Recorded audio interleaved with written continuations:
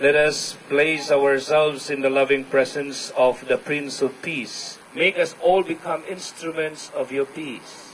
Give peace to everyone's heart who are gathered here.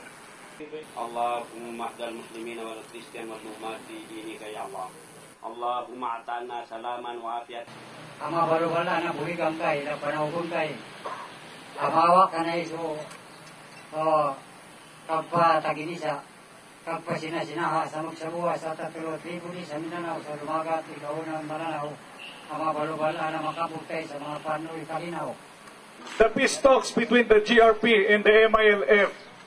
There are now renewed efforts to really make peace work here in Mindanao.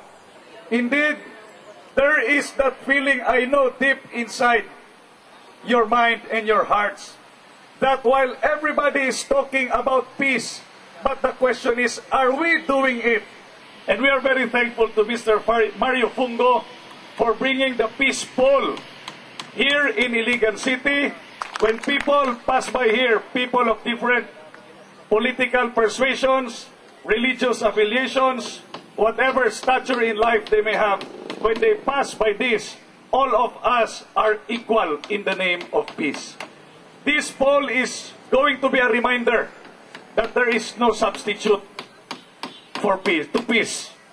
It should be, and the only thing that should prevail. War is not going to be an alternative, because in war, everybody loses. Quoting the words of a young Filipina, of course you know Miss Lea Salonga, and the title of the song is, I Am But a Small Voice.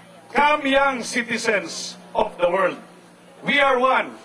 We have one wish, we have one hope, and with one voice we sing, peace, prosperity, and love for all mankind.